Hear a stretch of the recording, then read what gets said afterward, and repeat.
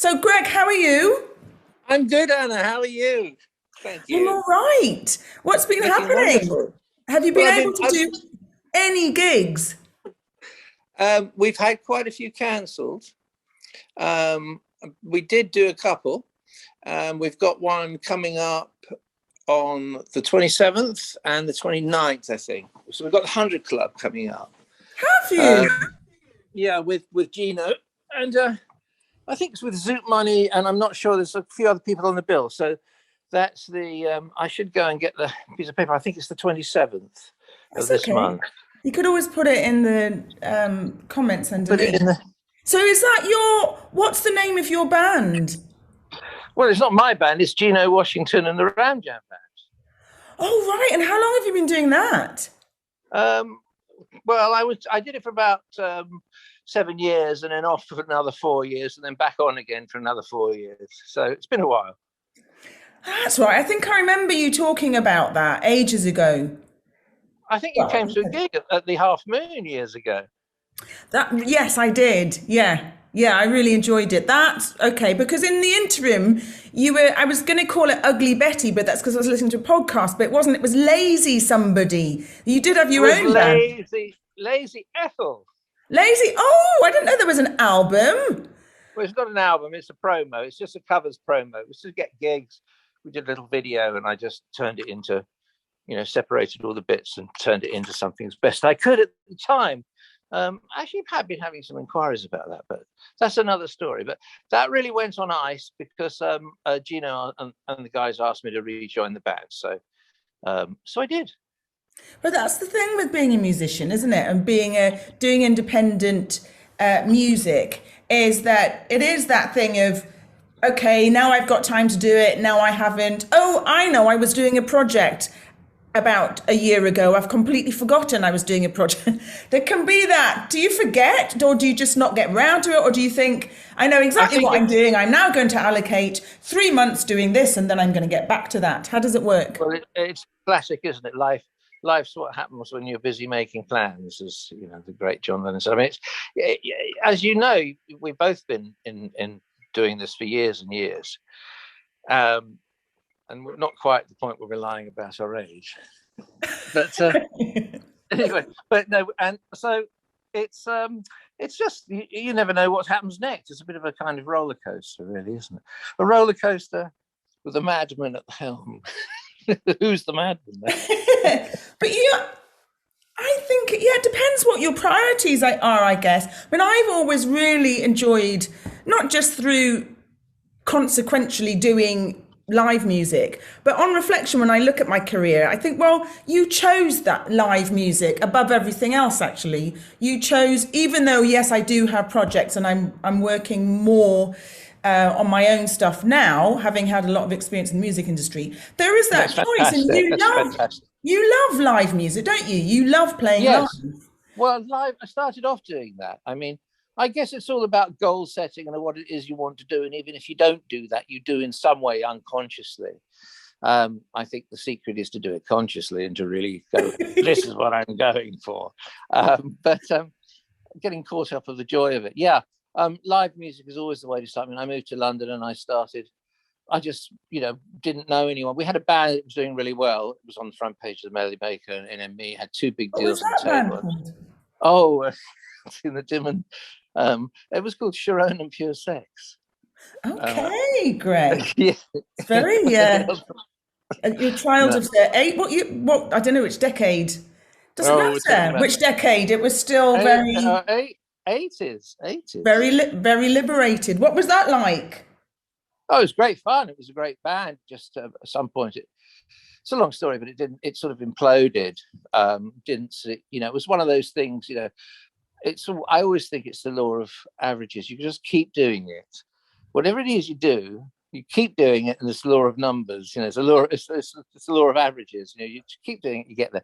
Like some. I mean, like Duran Duran, great example. They kept together. Mates kept together. Best way. It's always the way. And if it doesn't happen, then you're just out on your own. it's sort of like, It can you be know, like that. I'm very curious to know what the music in what was the first bit? I just remember the pure sex bit. I wonder why well, that it was is. a kind of, well, we're really into Shaka Khan and Rufus and stuff like that. It Oh, started off with, boy, that was fantastic. well, yeah, it was. There were some good things that happened, but it didn't stay together, sadly. So I was sort of living in London, and the usual crashing on floors and friends and all the rest of it, and just started from all the gigs, the gigs that we did do. I was just on the phone. Hey, you remember me? Yeah, yeah. Come down and play. Hey, come down and play, and so that's what just took everything, just to get yourself around, and just kept on doing it. That's quite similar to me. Yeah, Eventually play on a number one record. A few number which one was records. it? Huh? What was the number one record? Well, well, it was Spice Girls, wasn't it? The two Spice Girls. Wasn't intended that way, but never mind. And in between working on our own stuff, working on our own things, that were absolutely incredible, but we thought, but couldn't get arrested, I didn't know you played on those. Which songs? Because they had quite a lot of number ones. Well, Two Become One, Mama. Yeah, it's funny, really, isn't it? Because I'm sure it doesn't really. Well, it was a great thing to do. It was an amazing thing to do. Yeah, I like that song. It's very soppy, but great songs. And also, I think they wrote their songs together, but there was a really good writing team, which is often the way as well, isn't there? Yeah, absolutely. Matt Rowe and Biff, yeah, they really were, and they wrote with the. Yeah, and how did you get to know them? Were you already gigging? I was doing sessions, and I'd done a lot of work. It was an A&R at Nina. She was at Sony and at Polygram, and wherever she went, she was booking me to do sessions. And then I saw that she was booking Vinny as well, Vinny Colaiuta. She was booking everybody. I thought, oh, behind me. And then she basically. Somehow she recommended me, and because I was always turning up on this project and that project that she was A&R coordinating, I guess. It is, it works like that. It's like, oh, guitar, oh, great, So it was kind of lucky, but it's again law of averages, just being in the right place, right time, just keep doing it. For people that haven't been in the industry that long, I know the industry has changed over the years. But there can be that forgetting that really getting yourself out there and getting yourself amongst live work. As you said, you started with gigs. You started moving to London from Brighton, which is where you're from, getting amongst the scene that was not going straight, walking into Sony and knocking on the door and saying, could I have a gig with the Spice Girls? It's a natural progression because of the build-up that went through getting the gigs in the first place. Presumably you started with gigs, I don't know, maybe in a few pubs or some open mics and that kind of thing. Totally. Well, the band was doing some profile gigs, the original band I was talking about. Then it split up, and I just was phoning around, and I started doing live stuff, and did that for a long time, playing in places like Roberto's and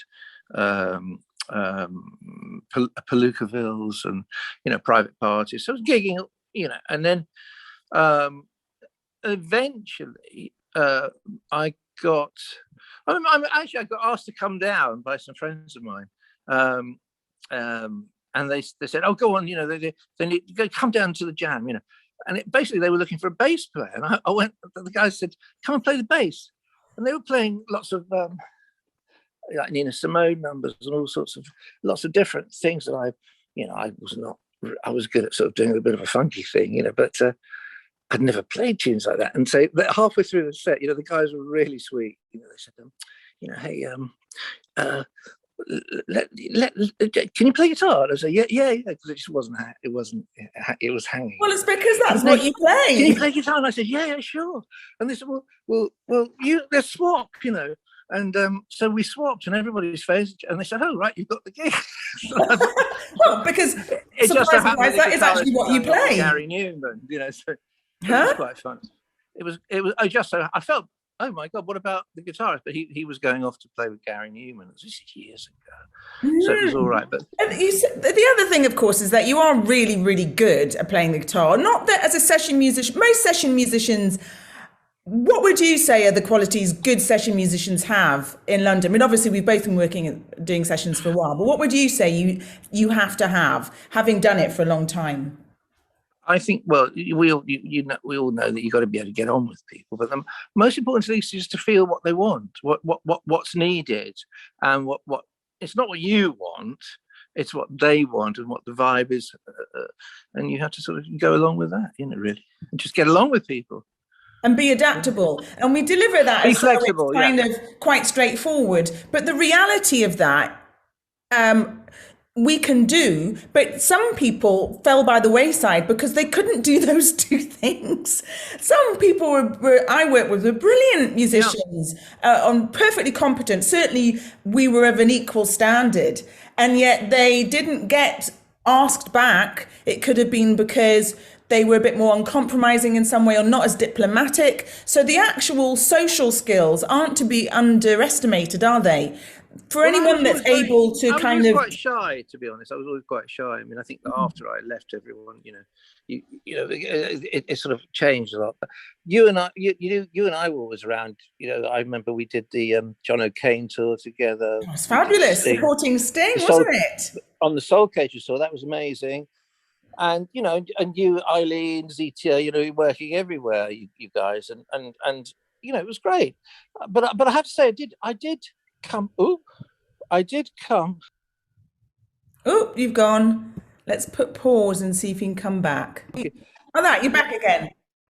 Okay, so I can't remember what we were saying. Well, we were talking about the Sting tour, where we were doing the support on that tour, weren't we? With myself, Aileen, and Zetia, and it was fabulous. And you on guitar, and it was the European tour, wasn't it? Yeah, Phil and Phil Taylor. Who else was on that one? Lot of people that most of which kept in touch with over the years. No, it was good. But I did actually then, strangely enough, I got locked into the studio. So I was doing lots of studio work with it was originally John Waddell and CJ McIntosh. It was they were a remix team, and I think John had split up not split up, but they'd gone different ways, and I became part of John's team, and for years and years, and lots of people went through that. So who went through that? Well, people like Tim Brown, who's now doing London Grammar. People like Will Parnell. I remember meeting Dale Davis, and who I saw the other day. Actually, was fantastic. We're still in touch. So you did that for a while. So focused on the recording side. So I was doing lots of studio work. Yeah. And is that how that Spice Girls thing came about? Yeah, because I was doing lots of studio stuff. Yeah. Because the thing is, for people that are listening to that, there are a few guitarists in this group. I don't think they're just starting out, but there's a few people that haven't been doing it that long, and they may well know already, but talking to you, and also I identify that thing, it is a gradual thing, and there is a networking component, but the networking is natural because you get yourself involved at whatever your entry level is, and then you make the contacts, and you keep in touch with people, and then the work grows from that, doesn't it? Yeah, and in some ways you sort of, I mean, I was never the guy that wanted to sort of was interested in just reading.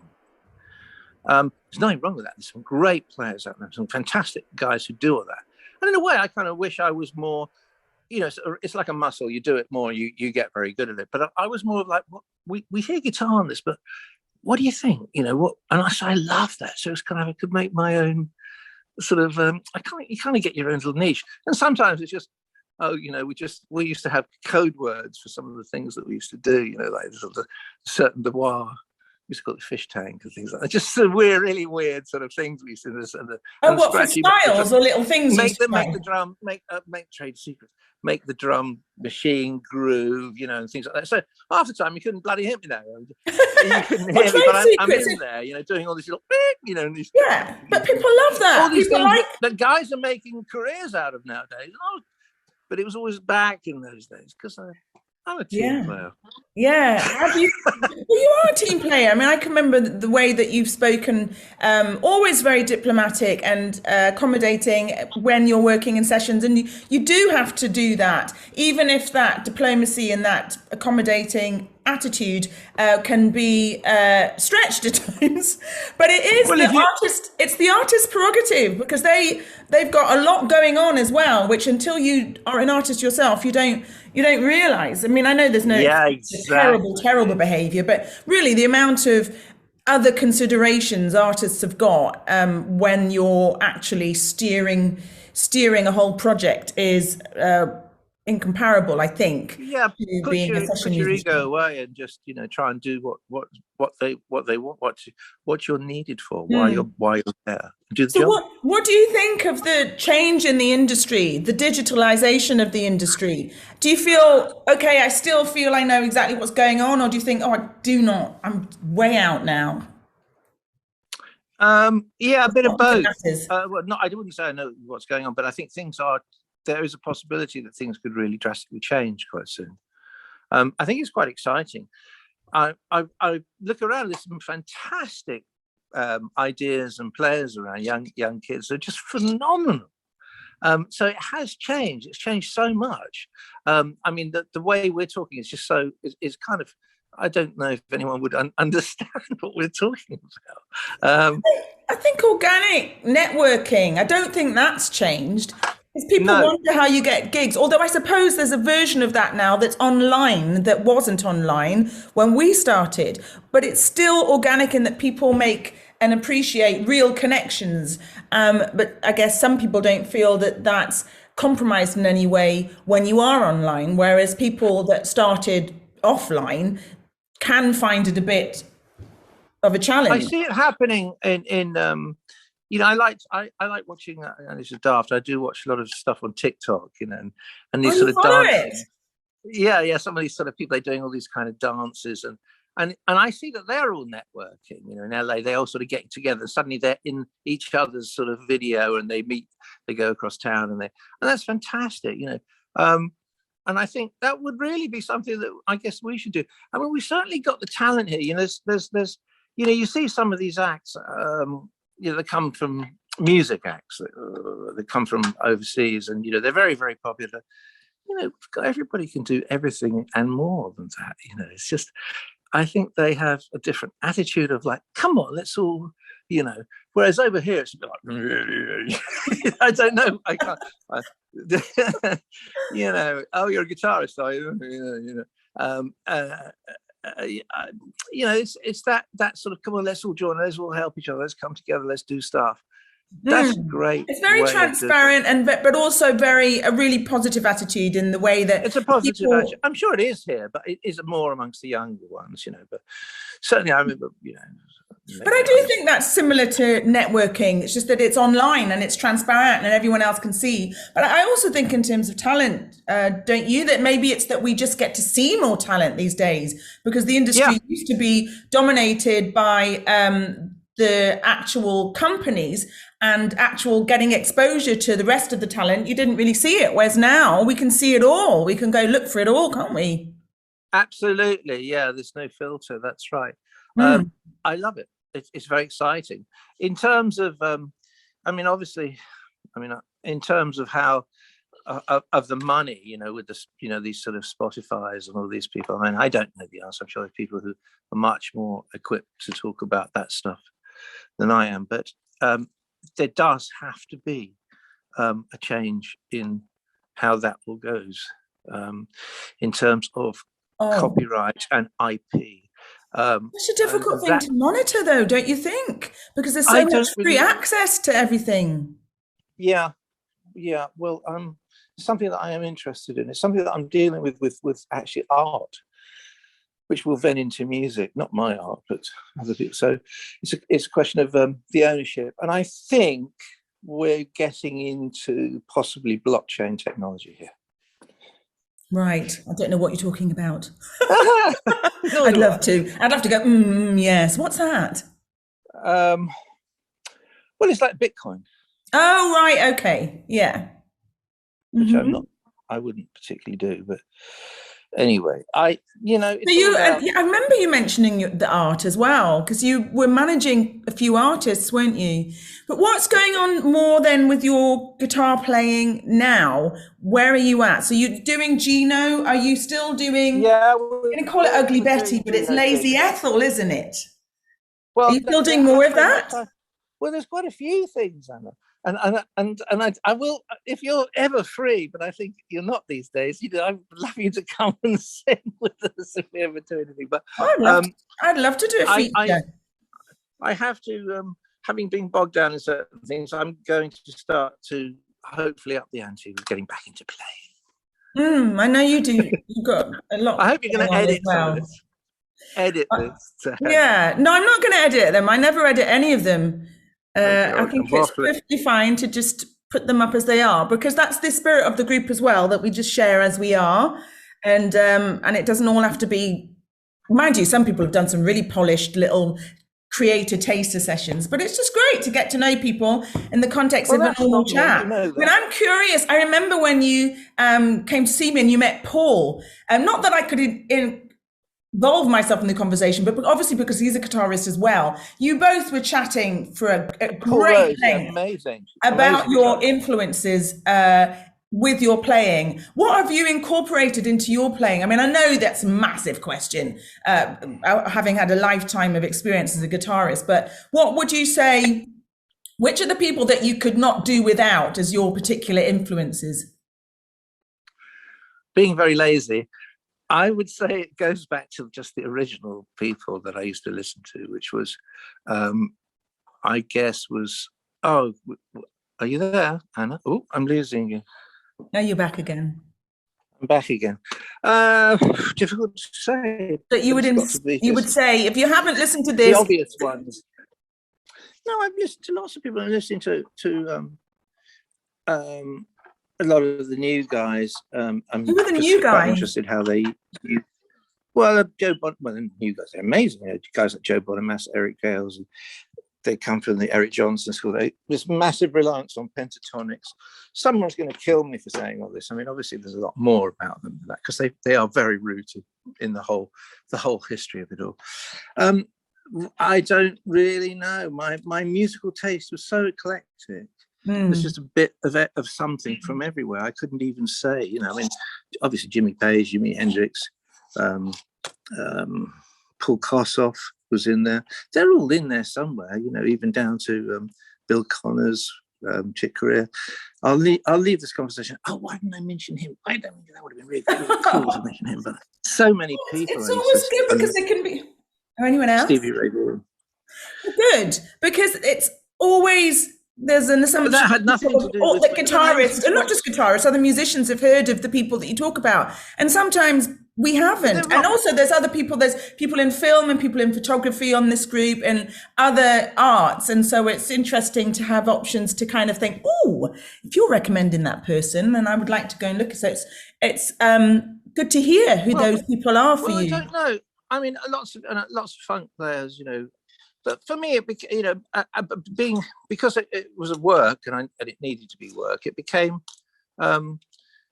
more of, well, can you do anything that sort of maybe doesn't sound, maybe it sounds organic, isn't sort of so, didn't have the time to do any of my own projects to go, okay, this is my own identity and style, which some of our contemporaries have done so brilliantly. A few, but some of them. For example, Dominic Miller, has just absolutely developed his own thing and his own, always did, amazing. That sings there, right? Yeah. So, what would you? I think it was just for me. It was just try and play what I can to make the music sound good and keep them happy. Well, that's a brilliant. And hopefully they won't tumble me. That's a brilliant priority, because that is being a session musician. It's no mean feat being and it's not just because I'm a session musician, but really to bring out what the person you're working for has in mind, and to be able to do that to its fullest potential is a big skill. You have to be adaptable, and you have to be really good to be able to do that. There, I said it. And actually, as a session musician, you do know, you probably had a few experiences, especially if you're adaptable and especially if that's the crowd. What we know, we've identified as the criteria. You do know when you go for something where you might come out of an audition and you think, that was a bit of a stretch in terms of me feeling compatible with that gig. I'm not going to necessarily say that to the people, but that was actually, I was being too much of a chameleon in that. Have you ever had any of those instances? Yeah. Sometimes you don't quite know what they want, you know.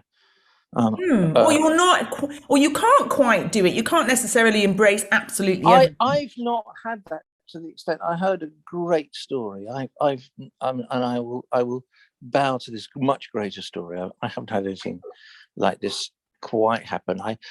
I had things were very strange, but they were political reasons, because the producer was wasting a lot of money and wanted to get his mate from LA over. So yes, there is that kind of. So they could cream the budget, whatever they were doing, you know. Yeah, there's all sorts of politics as well. I was called to go and find out what was going on, and I reported thus, you know. But I remember the great story that I heard from an amazing guitar player who's not with us anymore, a guy called J.J. Bell, who played on the late J.J. Bell, who played on Slave to the Rhythm. Oh my goodness! And he played that amazing rhythm. And apparently he was in the studio, and Trevor Horn was going in and out, and he was playing for ages, and the track was rolling, you know, and he was just on his own with the engineer. Trevor went out and he didn't know what he was doing, just playing some groove playing guitar to some groove, you know. And he was packing his gear up, started packing his gear up. So and they said, "What's happening?" He said, "Well, I see it's not really working out, you know." And they said, "No, we got it. It's amazing." Well, that's happened as well, where you kind of just on the tip of your tongue say, "Oh, I really don't know about that," and they say, "We love it." Oh, that's the best, isn't it? When you think, "Oh, yeah, I've done that." When I've actually done a take and I've gone, "Right, can we do one?" And they said, "No, you've done it. Come out." I said, "What are you talking about?" They said, "No, it's amazing. It sounds great." I said, "What do you mean?" "No, it's just what we want, but I can do it better." "No, shut up." I know, and then the thing there is to just zip it and not say anything, because then you go, you have to go. You walk out the session and you go, that's great, guys. I'm glad. And then you go out and you go, "Oh my," because it wasn't what you thought that they would say. But it's brilliant. I think but you can always listen back and think, "Oh, ooh, but it's what works, you know.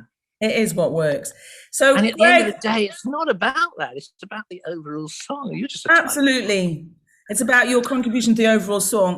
But while you're doing it, and especially when there's not necessarily that much notice before you go and do these gigs, it can feel quite like intense in that zone. But obviously, in the bigger picture, it's about the whole thing. What's happening where are we now?